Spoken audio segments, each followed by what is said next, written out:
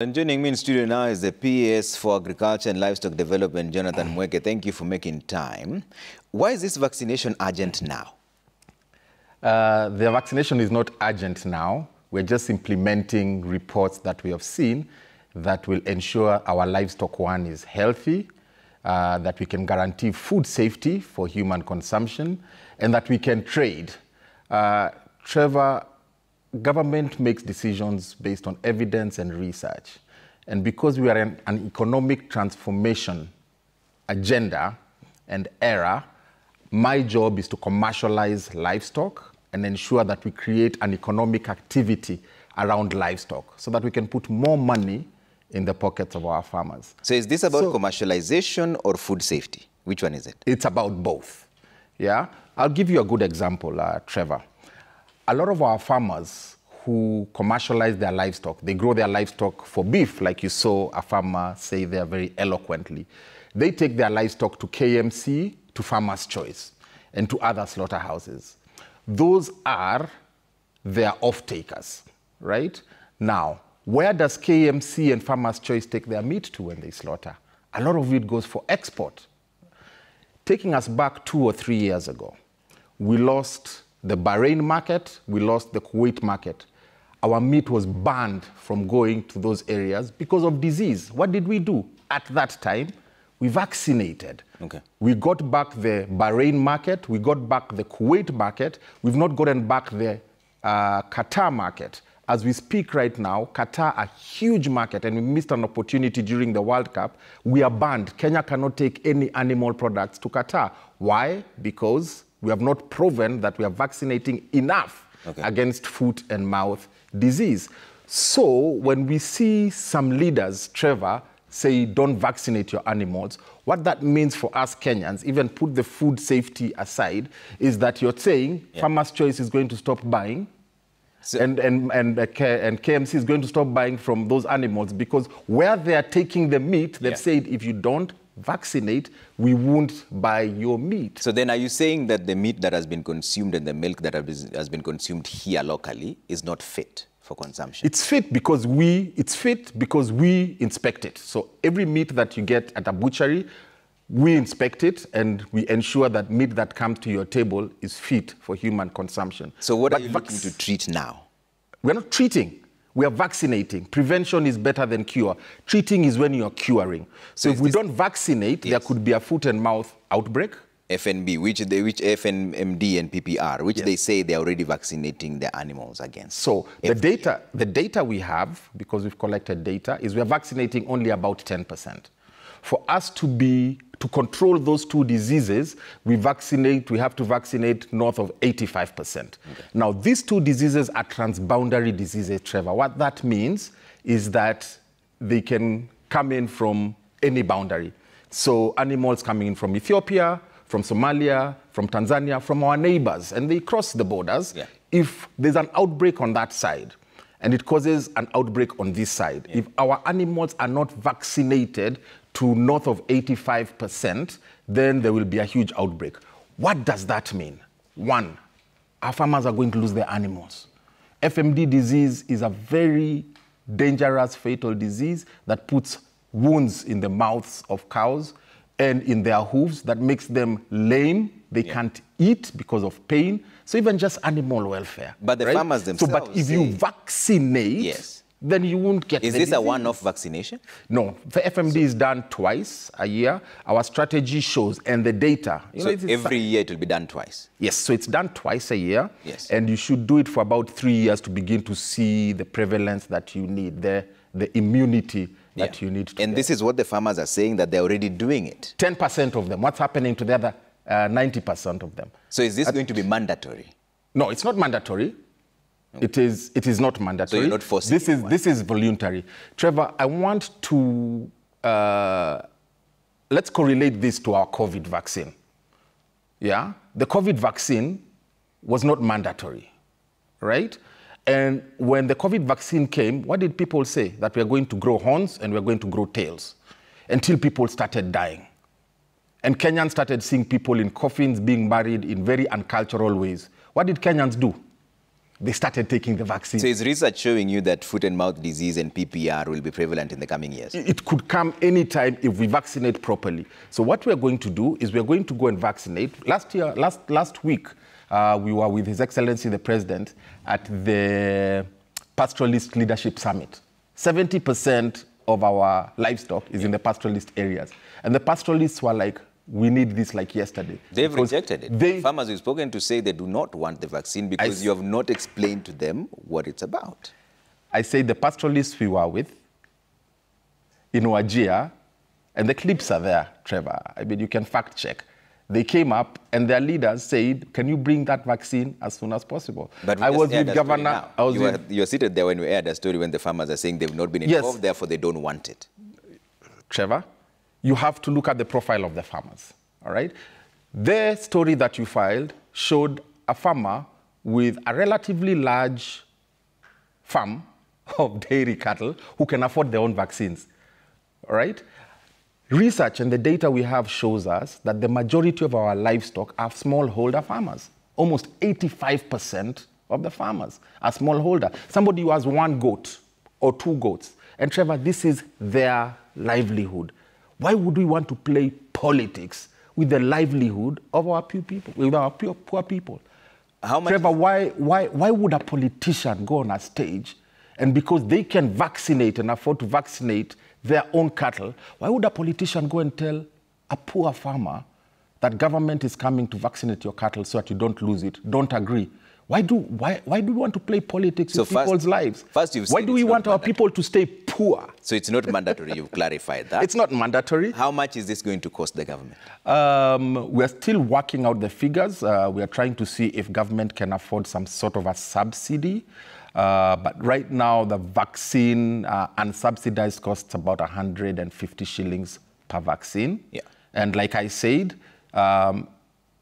these diseases could strike any time. A year ago, if you ask Machakos County, if you ask Narok County, ask Kajiado County, during the floods, there was a huge outbreak of, and ask Tharaka Nithi County, there was a huge outbreak of the Rift Valley fever vaccine. And the farmers had to come to government, right, to ask for 1.4 million vaccines as an emergency to vaccinate those animals. Otherwise, they would have died. Just to clarify, right? So those farmers who could vaccinate were fine. That's fine. You've just but there are others who can't vaccinate who need help. You're targeting more than 70 million animals. At 150 shillings, we are talking 10.5 billion shillings. That's a quick math. Yes. So you're going to pump in 10.5 billion shillings in this project? No. How much will you pump in? We are going to vaccinate the people who are willing to get their animals vaccinated, which we think will be more than 80% of the farmers. Yeah, you've seen there are others who are already vaccinating their own, the ones who can afford to. Yeah. So we don't need to vaccinate those again. So what we are talking about, the 70 million animals, is the total population of animals that we have. It doesn't mean we're going to vaccinate all of them. And 80% of that to be prevalent, we need about 85% of them vaccinated. 80% of that is 56 million. By 150, you're talking 8.4 billion. Yes. So you're going to spend in close to 10 billion. If we need to. We'll roll out the problem in January, and we'll see how the uptake is. My hunch is because people's livelihoods depend on their animals. At least 70% of the pastoralists whose livelihood is their livestock, they welcome this vaccine, and we will vaccinate them. So you don't have a figure, basically? We do. Which is how much? Which is we are targeting all our animals to be vaccinated. We will vaccinate the amount of animals that we get uptake for. But at how much? I've said at about 150 shillings but a vaccine. If there's 70 million, then we're talking 10.5 billion. We might not have to vaccinate all of them. You're trying to hold me to a figure. 8.5. Trevor, you're trying to hold me to a figure that would not make sense. You're the counting officer. You would know what figures you're putting in this project. Absolutely. Right? And I am very confident with my figures. And how much what I'm telling you is I understand the amount of animals we have. I understand that not all of them will need to be vaccinated because you have seen that some of them already vaccinated themselves. So we are starting with 193 million shillings in January, and then we'll progressively go as the uptake comes in. But we have already secured 193 million shillings to start this program in January.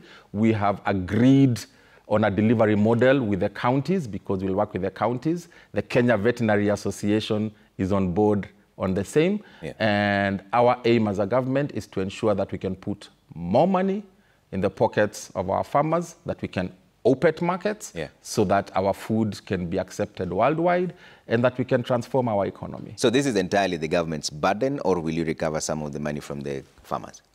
We are piloting it, but we intend to recover because, like I said, it's commercialization. So we will subsidize the inputs, just like we are doing in the fertilizer program. And as we are getting offtake for the farmers, for their animals, then they can refund the money. So we can... How will a farmer refund the money? We'll buy their goat. So say, for example, you vaccinated my animals, 10 cows, 10. So how do you get that money? We'll put our farmers into cooperatives. This is already happening with all the major cooperatives, especially in the dairy farmers. So we are not reinventing the wheel. This is something that's proven and tested. So we put the farmers in a cooperative so that we can aggregate. To be able to do commercialization at scale, you have to aggregate. So a farmer comes with his 2 goats, the other one comes with his 4 goats, because we have an order for 1,000 goats. So we get 300 farmers. We tell them, listen, we can give you access to credit, or the government can give you vaccines, breed improvement, some animal feed, and system for traceability. It will cost you 1,000 shillings, for example. Then we will come in 7 months and buy your goat for 10,000 shillings. You'll pay us our 1,000 shillings, and you keep your 9,000 shillings. So it's a system that works already. In dairy, it's practiced very well. As they sell their milk, they pay the cooperatives for the inputs that the cooperatives gave them. For the vaccines, cooperatives are vaccinating right now against foot and mouth. Okay.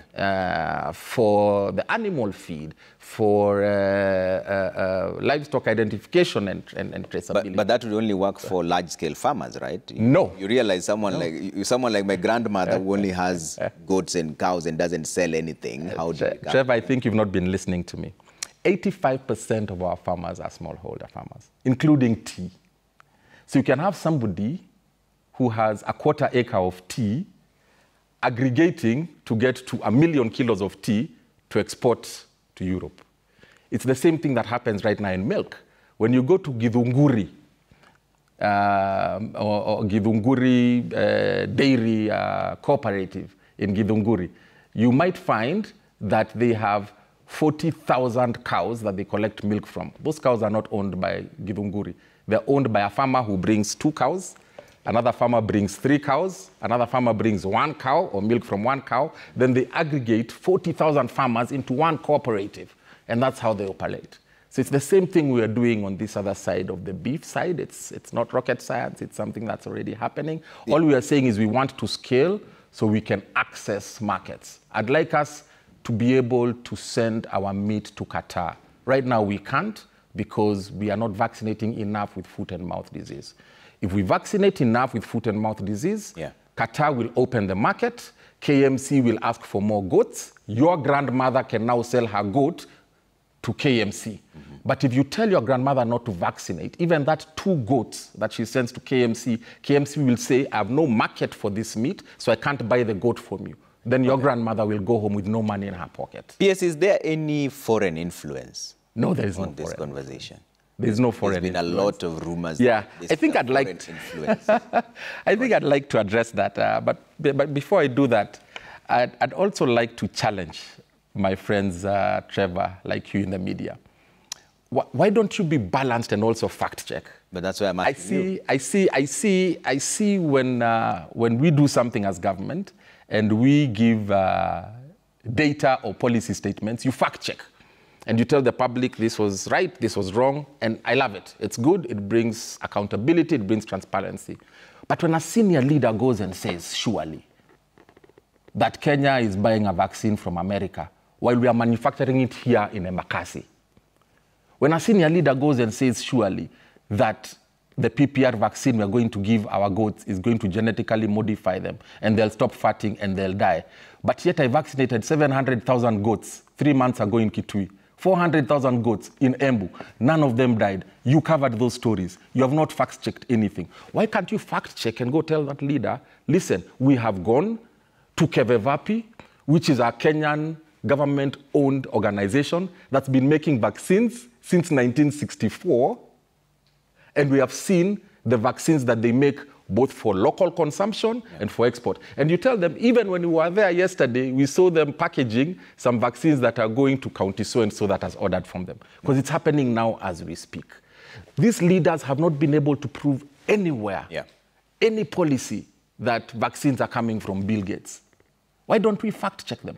These leaders have not anywhere gone to say that we have seen a farmer whose cow has died because we have vaccinated it. I mean, Trevor, this is part of the fact check because you're there to clarify. So propaganda at its best. But also, let me say it this way. The same leaders who are saying some of these things have livestock. And guess what? They have vaccinated their livestock. Okay. So why wouldn't they want the people to vaccinate their livestock? Okay. So the other thing is... And they bought their livestock, by the way, they bought their vaccines from us. The same vaccines they're saying we should not give their people, they bought from us. So why do we want our people to remain poor, Trevor? Agriculture is a devolved function, Mweke. Why is the national government so involved in this? Why don't you let the counties... That's a good problem. We have this strategy to vaccinate 85% of our animals is not new. It didn't come with this administration. It's a strategy that we started developing in 2012. And 2013, we had devolution. And with devolution, of course, governors have different priorities. Each county has its own county integrated development plan, CIDP, where the county decides their priorities. So some counties have a priority for livestock because their economy is heavily dependent on livestock. Some don't. Maybe they have their economy based on tea or coffee. But these diseases are transboundary. So if County A vaccinates and County B does not vaccinate, you have done zero work. The people who vaccinated in County A, once the animals from County B who are not vaccinated and they commingle, you have done zero work. Okay. So this has not worked for 10 years. That's why our vaccination rate is at 10%. So we have come in now and we said, listen, why don't we be proactive? Trevor, we are in an economic transformation agenda. That's the foundation of this government. Our work is to create an enabling environment for people to do business and put money in the pockets of our people. So we said, listen, for us to be able to access the markets that we have done a route to market strategy for and a route to market study for, and we have seen where the markets are, what they require in what quantities and what qualities, and the markets have told us very clearly, your meat has to be safe, so you must vaccinate. You must have traceability, so you must have an animal identification and traceability system, and you must have good breeds for productivity. That's what the market told us. Okay. Right? Now, so we sat down with the governors, and we told the governors, listen, this program has not worked because these are transboundary diseases, and we all must vaccinate at the same time for it to make sense and have the impact that is needed. So the governors said, fine, we can make that project a national project, but you work together with us for implementation. And that's why I began to say we've sat down with the CECs, we've sat down with the governors, we've come together with a delivery model. We know exactly how we are going to do this. Okay. And we are working with them because they actually have the vets. We are just agreeing to coordinate it as national government so that we get the impact that it needs by doing the entire country at the same time. Where did you come up with the figure of 70 million livestock? We have 22 million cattle and we are vaccinating against FMD and, sheep, and about 50 million goats and sheep. So that comes to about 70. Where did you get that number from? We usually collect data through our livestock master plan, which collects data through the Kenya National Bureau of Statistics during their census, and through KIAMIS, the Kenya Agricultural Information Management System, which we use to do farmer registration.